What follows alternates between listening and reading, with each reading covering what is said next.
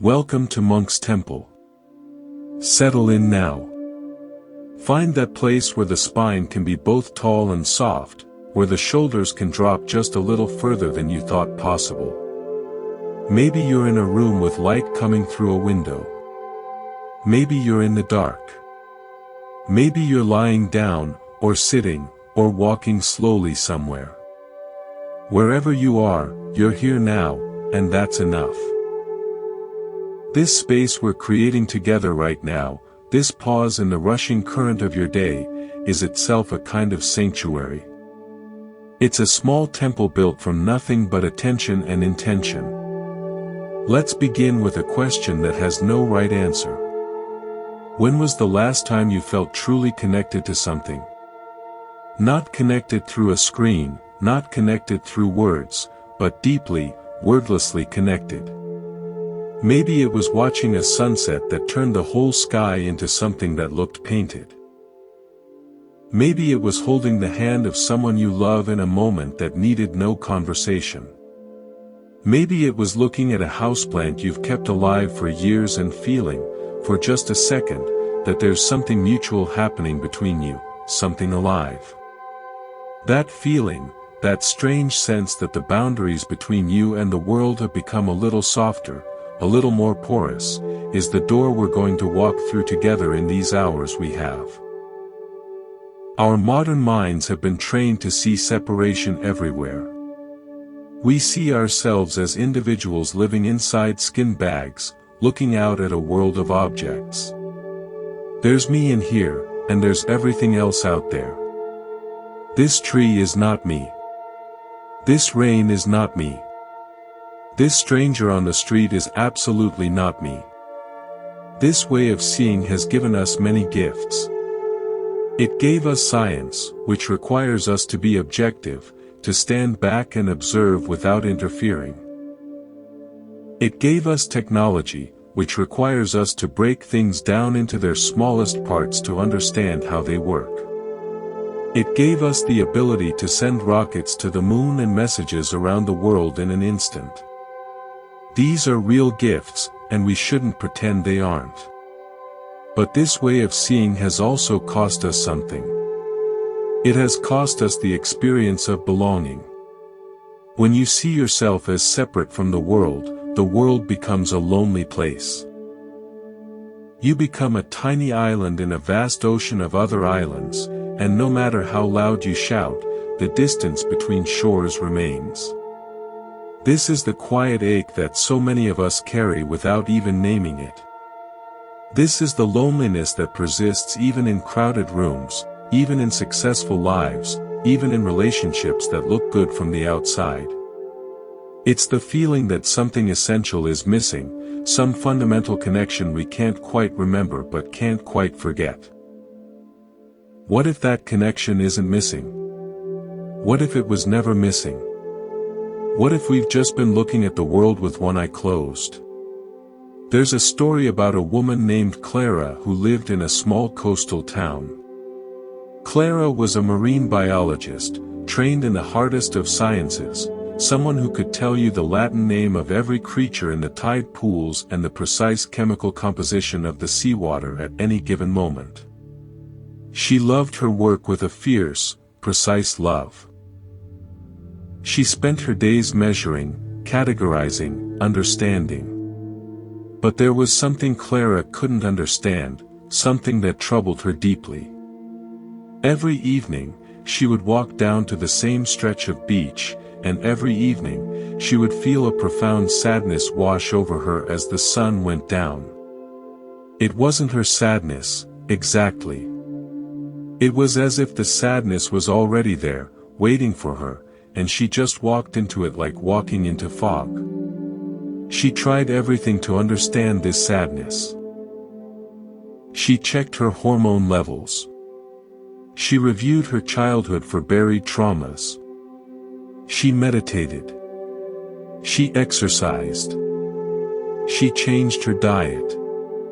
The sadness remained, as regular as the tide. One evening, an old woman was sitting on a driftwood log near Clara's usual spot. Clara had seen her before, a local named Mabel who was considered by the townspeople to be a little odd, a little too interested in stories and dreams and things that couldn't be proven. That evening, Clara was too tired to hide her tears. Mabel saw them and simply said, "It's heavy tonight, isn't it?" Clara, startled, asked what she meant. Mabel patted the log beside her and told Clara a story. She said that 100 years ago, a ship had gone down not far from that very beach. It was a passenger ship, carrying families, dreams, whole lives. Nearly everyone drowned. The bodies were never all recovered. The grief of that night, Mabel said, didn't just disappear. It sank into the water, into the sand, into the very air of that place. And on certain evenings, when the conditions were right, that grief rose up again, looking for someone to hold it, someone to acknowledge it. Clara had been walking into that grief every night for years, mistaking it for her own. Now, we can explain this story away. We can say Clara was projecting, that her own unconscious sadness found a convenient hook in a local legend. We can say Mabel was just a lonely old woman spinning tales. And maybe that's all it was. But what if it wasn't? What if places really do hold memory? What if events really do leave an imprint that sensitive people can feel? What if the boundary between your feelings and the world's feelings isn't as solid as we think? This is where we start. This is the first step into a different way of seeing. It's not about abandoning science or reason. It's about expanding them, about recognizing that the universe is richer and stranger and more connected than our current tools can measure. It's about opening that second eye. If this way of seeing speaks to something in you, if you feel a quiet recognition that there's more to your experience than the materialist story allows, then you're in the right place. This is what we explore together here at Monk's Temple. Please take a moment to like this video and subscribe to the channel. It helps others find this quiet space, this small temple in the vast digital wilderness. And now, let's go deeper. Before we go further, let's ground ourselves in a teaching that's been passed down for more than 2,500 years. The Buddha, sitting under his own tree long ago, wasn't trying to start a religion. He was trying to solve a problem. The problem was suffering. His own, everyone else's, the whole mess of human existence. And what he found, after years of searching, after trying every extreme, after nearly starving himself to death in his pursuit of answers, was something both simple and revolutionary. He found that the cause of suffering is not what we usually think it is. We tend to think we suffer because we don't get what we want. We suffer because we lose what we love. We suffer because we're in pain, because we're lonely, because we're afraid. The Buddha looked deeper. He saw that these things cause suffering because of something more fundamental. They cause suffering because we believe we are separate from the world. We believe there's a me in here that needs to protect itself, that needs to get things, that needs to avoid things. This me is like a wound that keeps getting bumped. Every loss, every disappointment, every change hits this me and hurts. But what if the me isn't as solid as it seems? What if the boundaries we draw around ourselves are useful fictions, like the lines on a map that help us navigate but don't actually exist on the ground? This is what the Buddha taught. He taught a concept called anatta, often translated as no self. It's not that we don't exist. It's that we don't exist in the way we think we exist. We're not fixed, separate entities moving through a world of fixed, separate objects. We're processes, constantly changing, constantly in relationship with everything else. Think about it this way. Right now, as you listen to these words, where does your body end and the world begin? The obvious answer is your skin. But is that really true? You're breathing. Air that was outside you a moment ago is now inside you. Molecules of that air are crossing the boundary of your lungs, entering your bloodstream, becoming part of you. And in a few moments, you'll breathe out, and what was part of you will become part of the room again. This exchange is happening constantly, continuously, without your conscious control. You are not a walled fortress. You are a whirlpool in a river. The water molecules are always changing, but the form, the pattern, continues. Or consider what you're sitting on. That chair, that cushion, that floor, it's holding you. The molecules of your body and the molecules of that surface are interacting at the quantum level, repelling each other just enough to keep you from falling through. There's no actual contact, not in the way we imagine it. There's just fields of energy interacting. You're floating, really, a tiny distance above whatever is supporting you, held there by forces you can't see.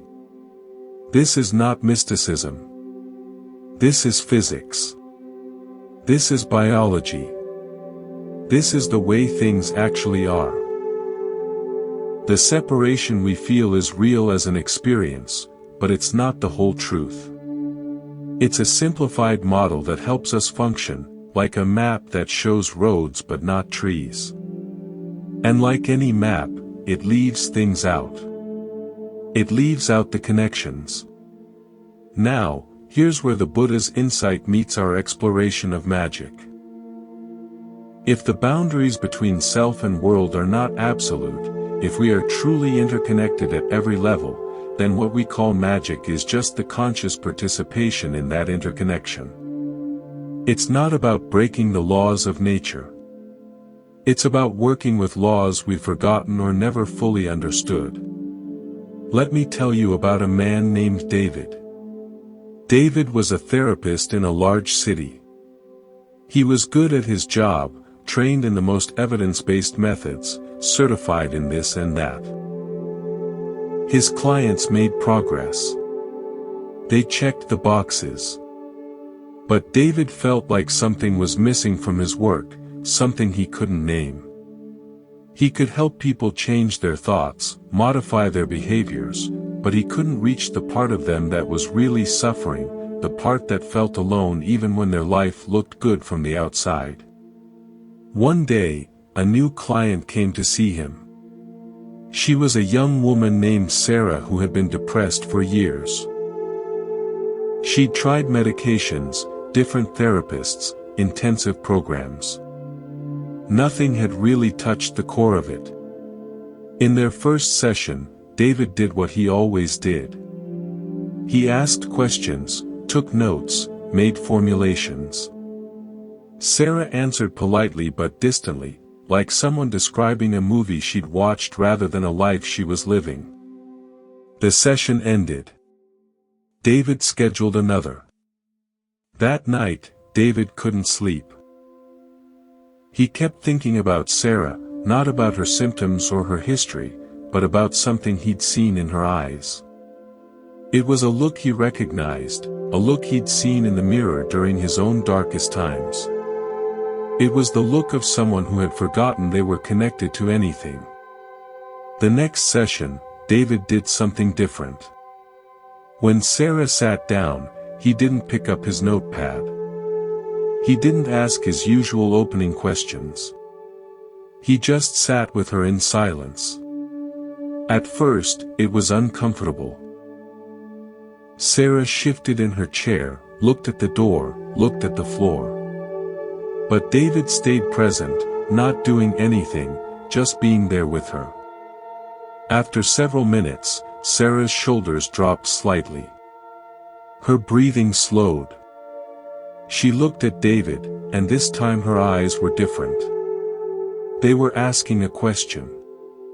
David said, very quietly, I'm not going to try to fix you today. I don't think you're broken. I think you've just forgotten something, and I think you and I both know that no technique, no method, no clever intervention can remind you of what you've forgotten. Only presence can do that. Only one human being fully present with another can do that. They sat together for the rest of the hour in silence. When Sarah left, she didn't say thank you. She didn't schedule another appointment. But something had shifted. David didn't know if he would see her again. She came back the next week. And the week after. Over the following months, something slowly changed in her. It wasn't that her depression vanished overnight. It was that she began to feel less alone inside it. She began to feel that her suffering wasn't just hers, that it was connected to something larger, something that David's presence was helping her remember. Years later, Sarah became a therapist herself. In her practice, she did something unusual. She kept a small stone on her desk. It was just a plain, gray river stone, smooth from years of water. When clients were struggling to find words, she would sometimes pick up the stone and hold it, not as a prop or a technique, but as a reminder. That stone had been in her pocket the day she first felt truly seen by another human being. It had absorbed something from that moment, or so she believed. And holding it helped her offer that same quality of presence to the people who came to her. Is this magic? Or is it just psychology? Maybe the question itself misses the point. Maybe magic and psychology are just different languages for describing the same thing, the mysterious, invisible, absolutely real power of human connection. There's a principle that appears in magical traditions all over the world, in every time period, in every culture. Anthropologists call it the law of similarity. It's the idea that like produces like. An effect resembles its cause. If you want to bring rain, you sprinkle water on the ground. If you want to harm someone, you make an image of them and harm that image. If you want to promote fertility, you perform acts of fertility yourself, believing that your actions will echo in the fields, in the wombs, in the creative projects you care about. To our modern minds, this looks like superstition. We know that sprinkling water doesn't cause rain. We know that sticking pins in a doll doesn't cause pain in a person. We know these things because we've tested them, because we have a model of causality that requires physical contact, physical mechanisms. And that model is useful. It gave us modern medicine, modern agriculture, modern everything. We're not going to throw it away. But here's the thing. The law of similarity isn't trying to compete with physics. It's not making a claim about physical mechanisms. It's making a claim about meaning. It's saying that reality is structured not just by cause and effect, but by resonance, by correspondence, by meaning. And meaning, unlike physics, doesn't require physical contact. Meaning operates through the mind, through the heart, through the mysterious faculty that lets us see one thing in another. Think about poetry. When a poet says, "My love is like a red, red rose," they're not making a botanical claim. They're not saying their beloved has thorns and needs sunlight and will wilt in a week. They're pointing to something else, something about beauty and fragility and the way certain things in the world can hold and reflect our deepest feelings. Poetry works by similarity. It works by showing us that two different things share an essence, and that by seeing them together, we can see that essence more clearly. Now imagine living in a world where this poetic way of seeing isn't just for poems. Imagine living in a world where the similarities you perceive are real connections, real doorways, real ways of participating in the life of the cosmos. This is the world our ancestors lived in. This is the world the magician inhabits. It's not that they were too primitive to understand physics. It's that they were paying attention to something physics leaves out. Let me tell you about a woman named Elena. Elena was a gardener, but not like any gardener you've met. She had a small plot behind her house, maybe 20 feet by 30 feet, and in that plot she grew things that shouldn't have been possible in her climate. She grew tomatoes that tasted like they'd been sun-warmed in Italy, even though she lived in a place with short summers and gray skies. She grew peppers with a heat that made grown men cry, in soil that her neighbors said was worthless. She grew roses that bloomed until December, fragrant and full, while roses everywhere else had given up months earlier. People came from miles around to see Elena's garden. They brought soil samples to be tested. They brought experts who analyzed her water, her sunlight exposure, her fertilizer. Everything came back normal. Unremarkable, even. And yet the garden flourished in a way that defied explanation. One day, a young journalist came to interview Elena. She was skeptical, determined to find the trick, the secret ingredient, the thing Elena was hiding. Elena welcomed her warmly and walked her through the garden, naming each plant, touching each leaf with a gentleness that the journalist noticed but couldn't quite name. Finally, the journalist asked directly, "What's your secret? What are you doing that no one else is doing?" Elena sat down on an old wooden bench and invited the journalist to sit beside her. She was quiet for a long moment, looking at her garden with an expression that was hard to read. Then she said, "I don't have a secret. I have a relationship." She explained. Every morning, before she did anything else, she came out to this garden. She didn't come to work. She came to be present. She would sit on this same bench and just look. She would notice which plants seemed eager, which seemed tired, which seemed to be reaching towards something. She would notice the quality of the light, the direction of the wind, the moisture in the air.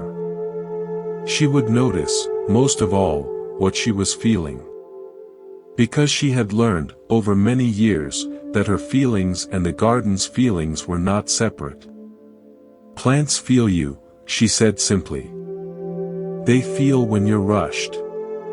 They feel when you're angry. They feel when you're only seeing them as objects, as things to produce for you.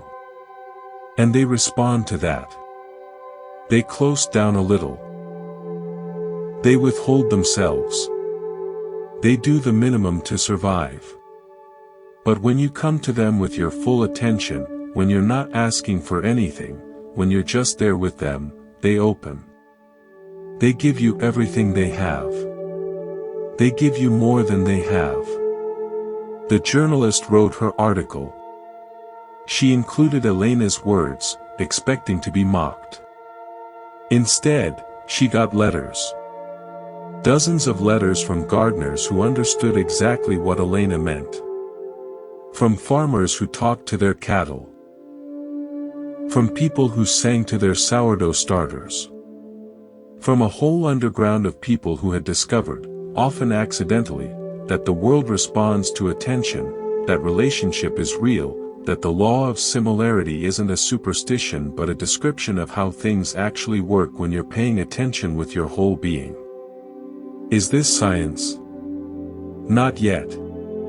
Science hasn't developed the instruments to measure this kind of thing. But that doesn't mean it isn't real. It just means we're at the limit of our current tools. And at that limit, we have a choice. We can say, if I can't measure it, it doesn't exist. Or we can say, if I can't measure it, I need new tools. Or I need to trust other ways of knowing. The Buddha would say, test it for yourself. Don't believe Elena because I tell you about her. Try it. Pick a plant in your home. Spend 5 minutes a day just being with it. Not watering it, not checking its soil, not inspecting its leaves. Just being present with it. See what happens after a month. See what happens after a year. The evidence won't be publishable in a scientific journal. But it might be convincing to you. The second principle that appears across magical traditions is the law of contact. This is the idea that things which have once been in contact continue to act on each other after they're separated. If you have a person's hair, or a piece of their clothing, or anything that was once connected to them, you have a link to them. You can influence them through that object. You can be influenced by them. The connection persists. Again, our modern mind objects. We know that hair is just hair. We know that cutting it off doesn't sever anything real. The person doesn't feel it. There's no mechanism for influence across distance. And again, we're right about the physical mechanism. But we're missing the psychological truth. Because here's the thing. Objects really do hold connections. They really do carry something of the people and places and moments they've been in contact with. We know this. We live this. We just don't call it magic. We call it sentiment. We call it memory. We call it attachment. Think about the objects you keep. The photograph of someone you've lost. The worn-out book your father read to you as a child. The ring your grandmother wore. These objects have no special properties. They're just paper and ink, just cloth and thread, just metal and stone. But if you lost them, you wouldn't just lose objects. You'd lose something else, something you can't quite name. You'd feel a grief that's out of proportion to the thing's material value. Why? Because the object was in contact with something precious. And that contact, in the eyes of the heart, is permanent. The law of contact is the reason we make pilgrimages to significant places. People travel thousands of miles to stand on a battlefield, to sit in a cathedral where saints once prayed, to walk the path the Buddha walked. They go not just to learn about these things, but to be in contact with them. They believe, rightly or wrongly, that something of the place will enter them, will change them, will connect them to something larger than themselves. And here's the psychological insight. It works. People who make these pilgrimages really are changed.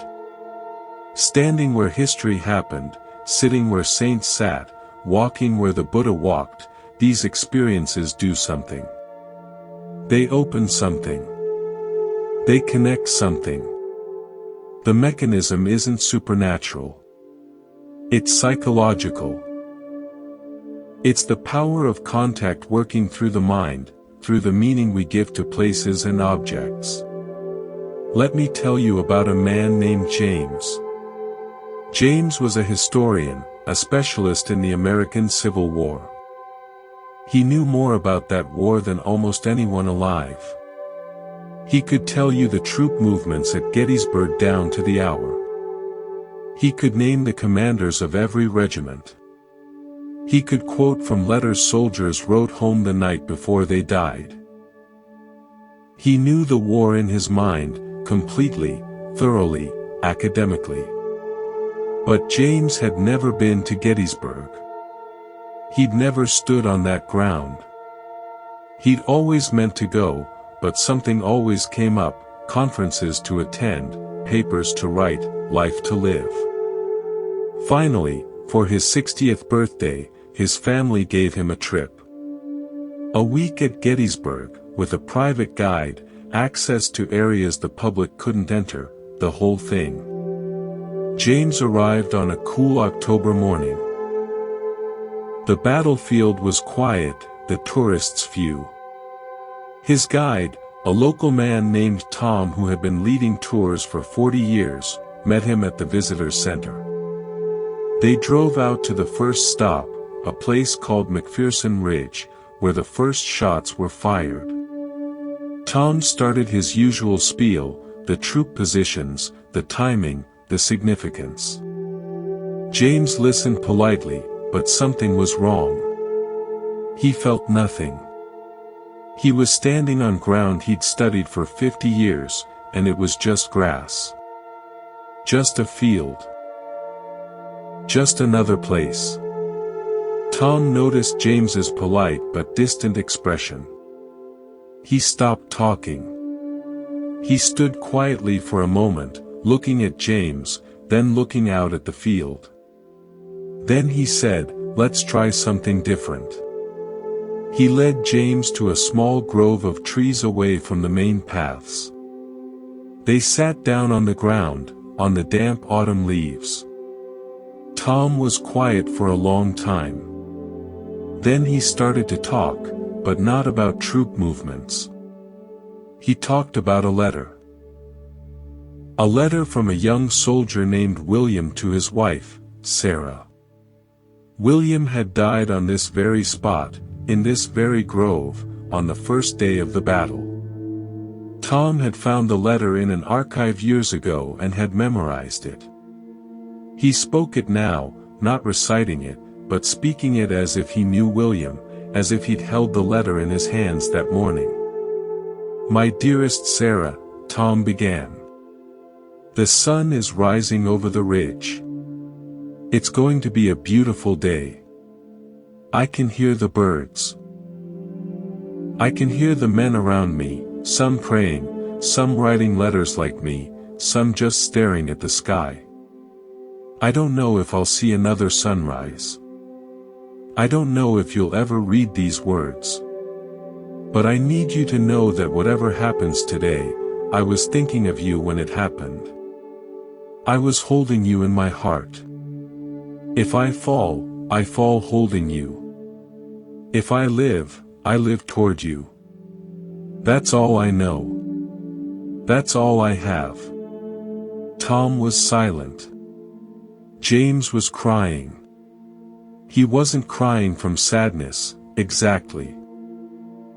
He was crying from contact.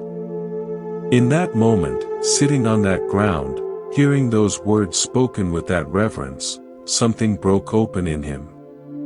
The 50 years of study, the thousands of facts, they all fell away. What remained was connection. Direct, wordless, overwhelming connection to a young man who had died here, who had loved here, who had written words that still, 150 years later, could reach across time and touch a stranger's heart. James spent the rest of the week walking that ground differently. He still knew the facts, still appreciated the scholarship. But now there was something else. Now the ground felt different under his feet. It felt alive with presence. It felt like a place where something real had happened, something that still echoed, something that could still be felt if you were willing to feel it. When James got home, he did something he'd never done before. He took all his books on the Civil War, all his papers, all his carefully organized research, and he moved them out of his study. He brought in a simple wooden box. In that box, he placed a small stone he'd picked up from that grove of trees. Just a stone. Nothing special. But when he looked at that stone, he didn't see a rock. He saw William. He saw Sarah. He saw the sunrise over McPherson Ridge. He saw everything the facts could never show him. Was this magic? Or was it just a historian finally understanding that history isn't in books, it's in the ground, in the stones, in the words that reach across time and touch us if we let them? Maybe it's both. Let's sit with something uncomfortable for a moment. We modern people, we're proud of our rationality. We look back at our ancestors and we see them as children, as primitives, as people who believed in magic because they didn't know any better. We think we've evolved beyond them. We think we're standing on their shoulders, seeing further, understanding more. But here's the question. Are we really standing on their shoulders? Or are we just standing in a different place?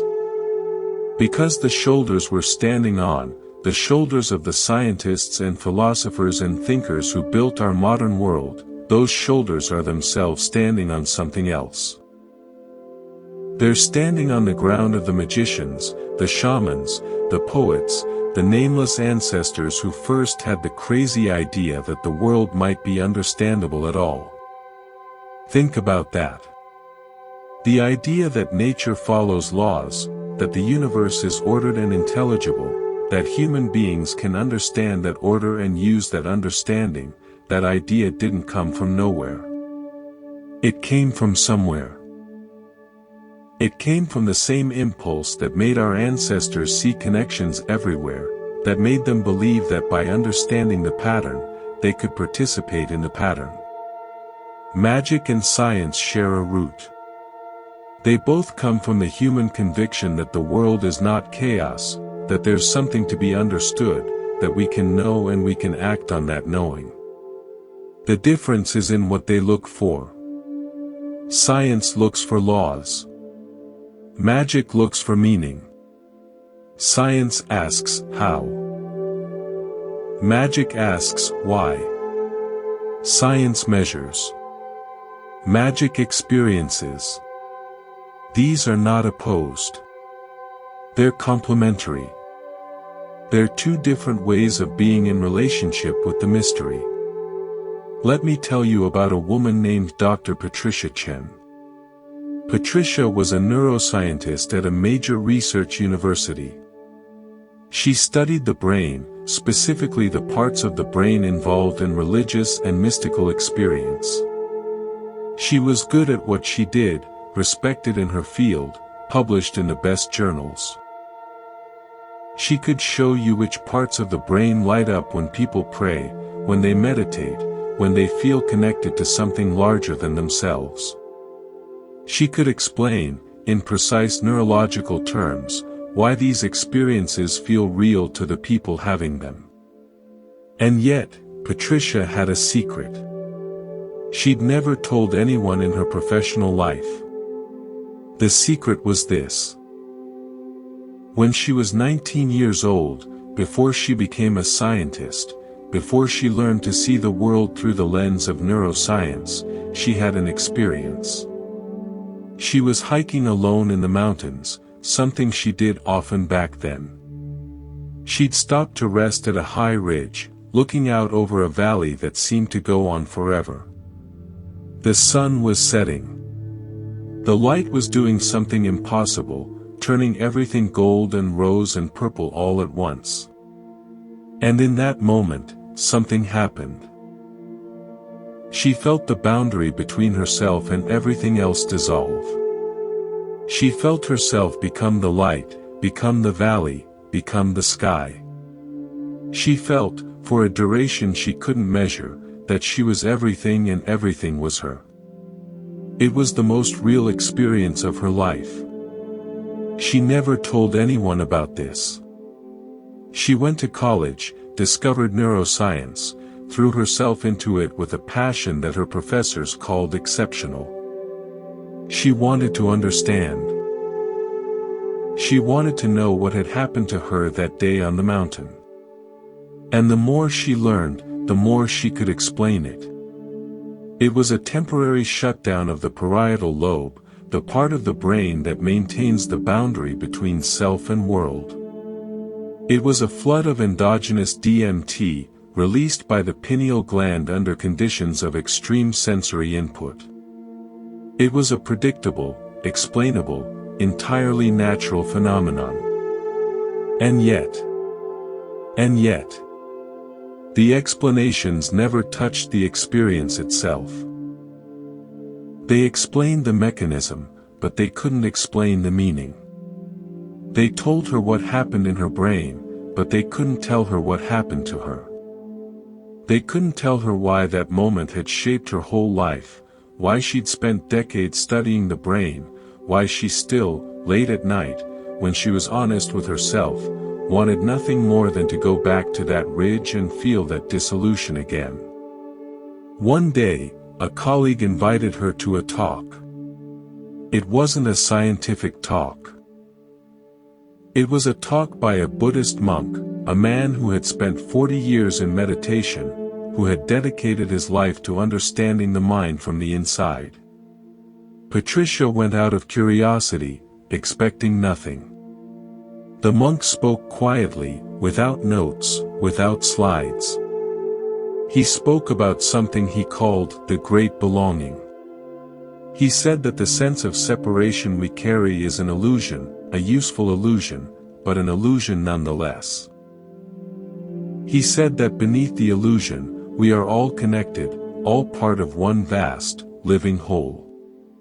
He said that this isn't a belief, it's an experience available to anyone willing to do the work. Patricia listened, and something in her cracked open. After the talk, she approached the monk. She told him, for the first time in her life, about that day on the mountain. She told him about her decades of study, her attempts to explain it away, her failure to do so. The monk listened without interruption.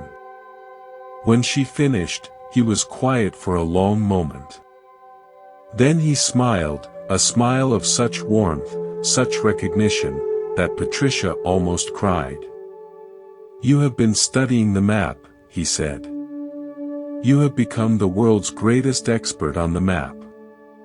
But the map is not the territory. That day on the mountain, you touched the territory itself. And you've been trying ever since to find it again in the map. You won't. The map can point to the territory, but it can't replace it. The territory can only be entered. It can only be experienced."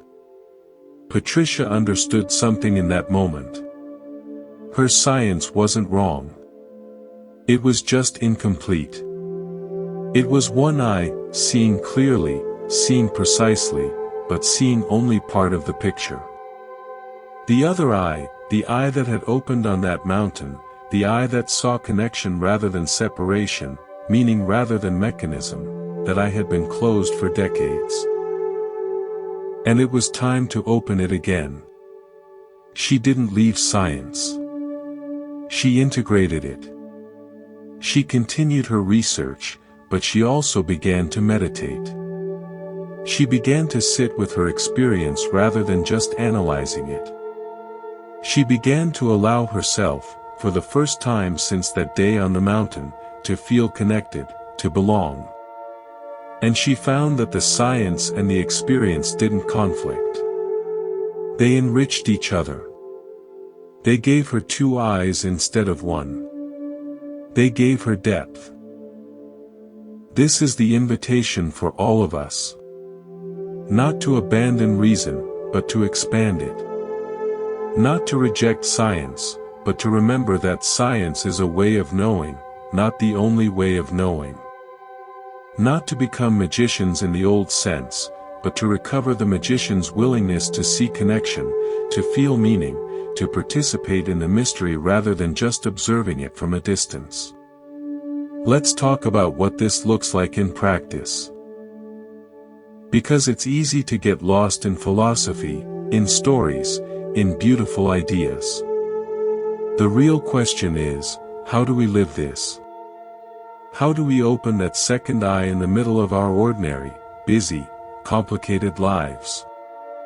How do we practice the art of connection when the world is constantly pulling us towards separation? The Buddha gave very practical instructions. He didn't just teach philosophy. He taught practices. He taught people how to sit, how to breathe, how to pay attention. He knew that insight doesn't come from thinking. It comes from direct experience, from training the mind to see clearly. And the foundation of all that training is mindfulness. Mindfulness is just the practice of paying attention, on purpose, without judgment, to whatever is happening right now. Now, mindfulness has become a buzzword. It's been packaged and sold and simplified. But at its core, it's something very simple and very radical. It's the practice of being fully present with what is. Not with what you want to be, not with what you're afraid might happen, not with what happened yesterday. Just with what is, right here, right now. And here's where it connects to magic. When you're fully present, you start to notice things you didn't notice before. You start to notice the connections. You start to feel the texture of the world. You start to experience, directly and personally, that you're not separate from what's happening. You're part of it. Let me tell you about a man named Robert. Robert was a stockbroker in New York. He was successful by any external measure. He had money, status, a beautiful apartment, a family that loved him. He also had stress, constant, grinding stress that never went away. He slept badly. He was irritable with his children. He couldn't remember the last time he'd felt truly happy, truly at peace. He'd tried everything. Therapy, medication, exercise, diet. Nothing touched the core of it. One day, a friend dragged him to a meditation retreat. Robert went reluctantly, expecting nothing. The retreat was in an old monastery upstate, simple, quiet, uncomfortable. Robert spent the first 2 days in misery. His back hurt. His mind raced. He couldn't stop thinking about the market, about deals he was missing, about everything he should be doing instead of sitting here doing nothing. On the third day, something shifted. It wasn't dramatic. There was no vision, no sudden enlightenment. He was just sitting, as instructed, paying attention to his breath. And for a moment, maybe 10 seconds, maybe less, his mind was completely quiet. In that moment, he heard a bird singing outside the window. He heard it not as background noise, not as something to ignore, but as a presence. He heard the bird as if the bird was singing just for him, as if the song was a gift, as if he and the bird were in relationship. That moment passed. The thoughts came back. But something had changed. Robert had tasted something. He'd tasted what it felt like to be fully present, fully connected. And he wanted more. He kept practicing. He sat every day, even when it was hard, even when his mind rebelled. Slowly, gradually, the moments of presence got longer. He started to notice things. He noticed the way his daughter looked at him when he was really listening to her. He noticed the way food tasted when he ate it without distraction. He noticed the way the city felt different when he walked through it with attention rather than with agenda. Years later, Robert retired from finance. He became something unexpected. He became a hospice volunteer. He spent his days sitting with dying people, just being with them. And he found that his years of practice had prepared him for exactly this. He could sit with suffering without running away. He could be present with fear without being consumed by it. He could offer the one thing that no medicine, no technology, no expertise could offer. He could offer presence itself. Complete, undivided, loving presence. One of the patients Robert sat with was an old woman named Margaret. Margaret had lived a hard life, full of loss and disappointment. She was angry, bitter, convinced that the universe was cruel and meaningless. She didn't want to volunteer. She didn't want anyone. But Robert came anyway, day after day, just sitting in the corner of her room, not talking, not trying to fix anything, just being there. For weeks, Margaret ignored him. Then one day, she spoke.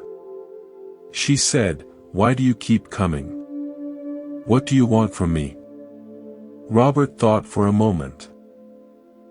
Then he said, "I don't want anything from you. I just want to be with you. I want you to know that you're not alone. That's all. That's everything." Margaret was quiet for a long time. Then she started to cry. She cried for a long time. And when she stopped, something in her had softened. She started to talk. She told Robert about her life, her losses, her regrets. She told him things she'd never told anyone. And as she talked, something happened. The room felt different. It felt alive with connection, with presence, with something that could only be called love. Margaret died a few weeks later. Robert was with her. Her last words were, "Thank you for seeing me. Thank you for being here. I'm not alone." Robert often thinks about that moment. He thinks about the bird outside the meditation hall, about those 10 seconds of silence that changed everything.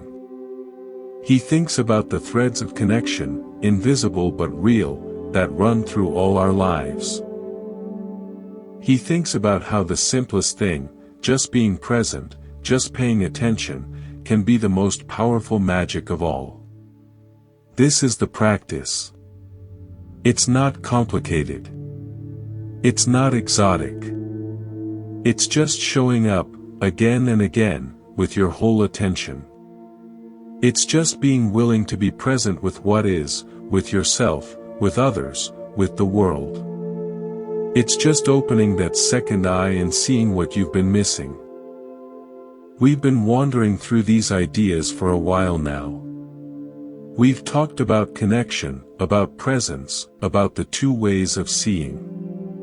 We've heard stories of gardeners and therapists, of historians and stockbrokers, of ordinary people touching something extraordinary. Now let's bring it home.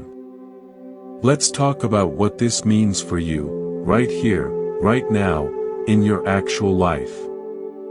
Because the danger of conversations like this is that they stay abstract. They stay beautiful. They stay in the realm of ideas, where they can't really touch us, can't really change us. The whole point of this journey, the whole reason we're here in this virtual temple, is to make contact with something real. Something you can use. Something that can actually make a difference in how you live, how you suffer, how you love, how you die. So let's get practical. Let's talk about practices. Small things you can do, starting today, to open that second eye, to cultivate the art of connection, to live more fully in the magic of ordinary life. Practice number 1, the morning pause. Before you get out of bed tomorrow morning, before you reach for your phone, before you start the rush of the day, just pause. Lie there for 1 minute. Feel your body on the mattress. Feel the weight of the blankets. Feel the air on your skin.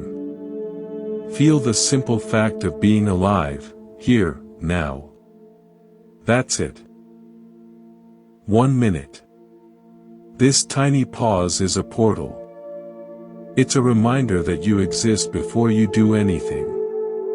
It's a thread connecting you to the stillness that's always here, underneath all the noise.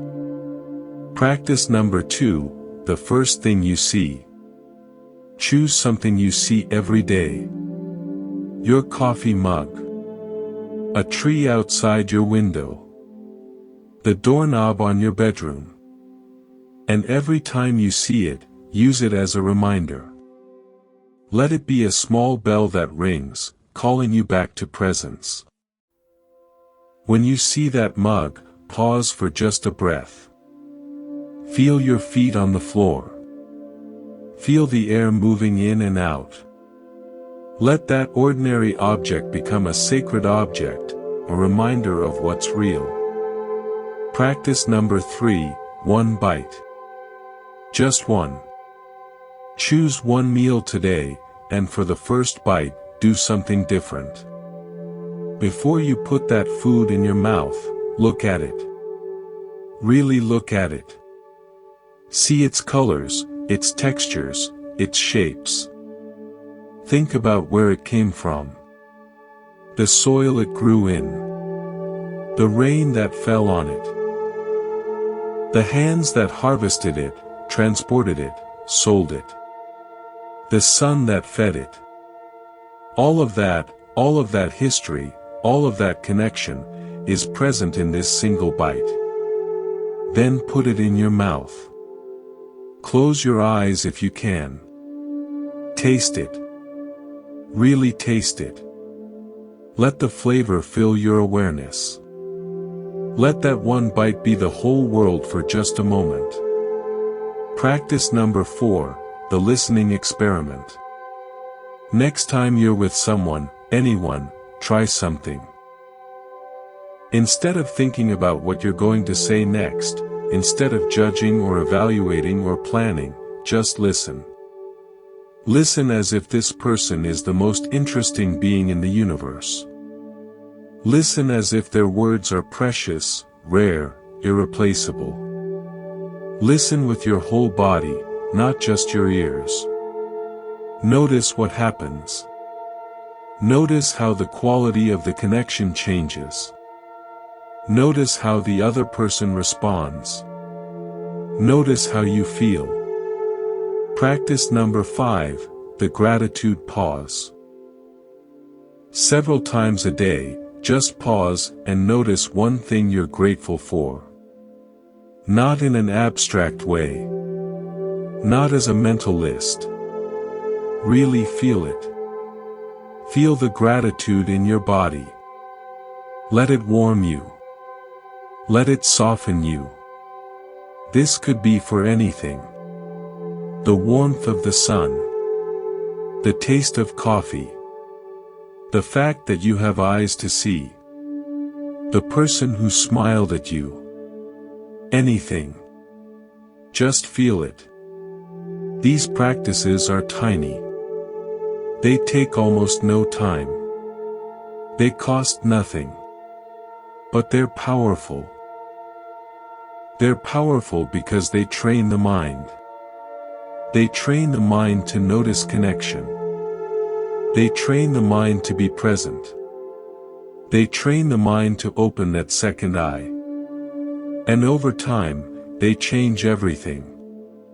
Let me tell you about a woman named Grace. Grace was a nurse in a busy hospital. She worked 12-hour shifts in the emergency room, a place of constant crisis, constant suffering, constant demand. She was good at her job, skilled, efficient, compassionate. But after years of this work, she was burning out. She was tired, depleted, numb. She still did her job well, but her heart wasn't in it. She was going through the motions, protecting herself from feeling too much, because feeling too much in that environment was unbearable. A friend told her about these tiny practices. Grace was skeptical. She didn't have time for meditation. She didn't have time for anything. But the practices were so small, so undemanding, that she thought, why not? She started with the morning pause. Just 1 minute before getting out of bed. She did it every day. Then she added the gratitude pause. Just a few seconds here and there, noticing something to be grateful for. Then she started paying attention to her first bite of food. Nothing dramatic happened at first. But slowly, over months, Grace noticed something changing. She noticed that she was more present with her patients. Not just going through the motions, but actually seeing them, actually connecting. She noticed that she had more energy, not less, at the end of her shifts. She noticed that the suffering she witnessed didn't stick to her in the same way. She could be with it, fully present, and then let it go.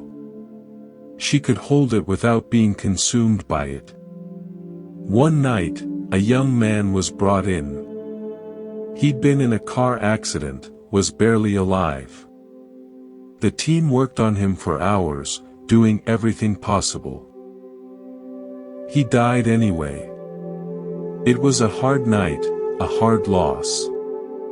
After it was over, after the body was taken away, after the paperwork was done, Grace sat down in the empty waiting room. She was exhausted. She was sad. But she wasn't destroyed. She sat there, feeling her body, feeling her breath, feeling the sadness move through her without overwhelming her. And she realized something. The practices had done their work. They had opened something in her. They had given her a way to be with suffering that didn't require her to shut down. They had given her the gift of presence, even in the hardest moments. This is what's possible. Not magic in the old sense, not spells and incantations, but magic in the real sense. The magic of being fully alive. The magic of being present. The magic of connection. And it's available to all of us. It's available right now. It's available in the next breath, the next moment, the next ordinary, miraculous instant of being alive. We're approaching the end of our time together. But before we let this conversation fade, before we go back to our separate lives, let's sit with one more question. A question that might be the most important one of all. What are you seeking? Think about it. Really think about it. Beneath all the surface desires, beneath the wanting and striving and grasping, what is it that you're actually looking for? What would satisfy the deepest hunger in your heart? For most of us, if we're honest, the answer is connection. We want to belong. We want to be seen. We want to be loved. We want to feel that our lives matter, that we're part of something larger than ourselves. We want to know that we're not alone in this vast, mysterious universe. And here's the thing. The seeking itself is part of the problem. Because the seeking keeps us looking elsewhere. It keeps us focused on the future, on something we don't have yet, on some state we haven't achieved. And while we're seeking, we're missing what's already here. We're missing the connection that's already present. We're missing the love that's already flowing. We're missing the belonging that's already ours. There's a famous saying, often attributed to the Sufi poet Rumi. What you seek is seeking you. It's a beautiful idea. It turns the whole journey around. It says that you're not a lonely seeker wandering through an empty universe. You're someone who is already found, already connected, already held. You just haven't realized it yet. The seeking is just the universe's way of calling you home. Let me tell you one last story. A story about a man named Thomas. Thomas was a seeker in the classic sense. He'd tried everything. Meditation retreats, psychedelic ceremonies, workshops with famous teachers, pilgrimages to sacred sites. He'd read hundreds of books. He'd spent thousands of dollars. He'd traveled thousands of miles. And still, underneath it all, he felt the same emptiness, the same longing, the same sense that something was missing. One day, Thomas found himself in India, at the ashram of a famous guru. He'd come here because he'd heard that this guru had what he was looking for. He'd heard that being in the guru's presence could trigger enlightenment, could finally satisfy the seeking once and for all. Thomas waited in line for hours with hundreds of other seekers. Finally, it was his turn.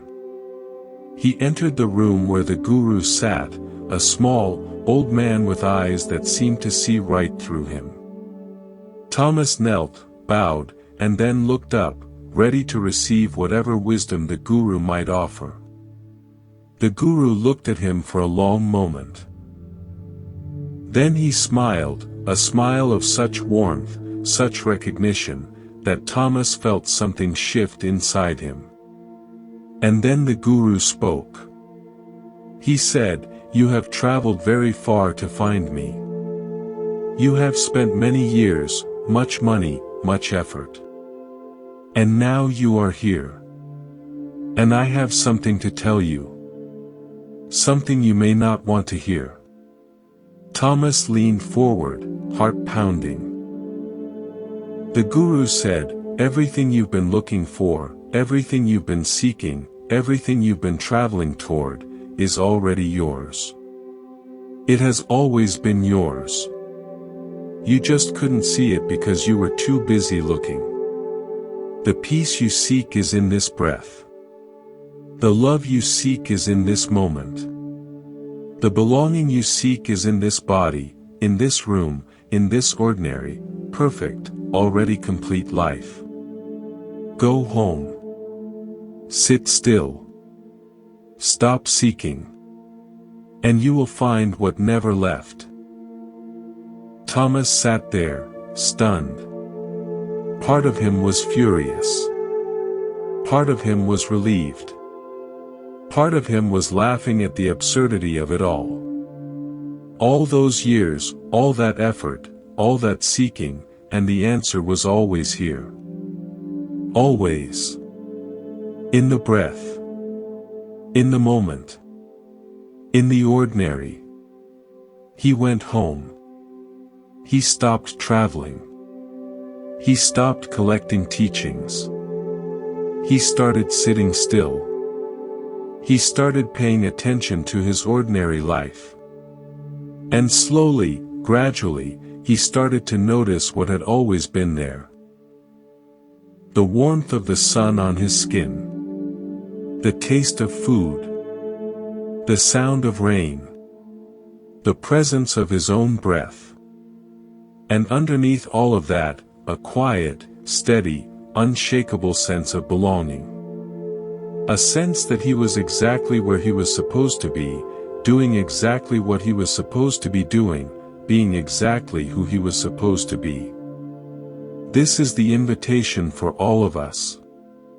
Not to stop seeking, exactly, but to seek in the right place.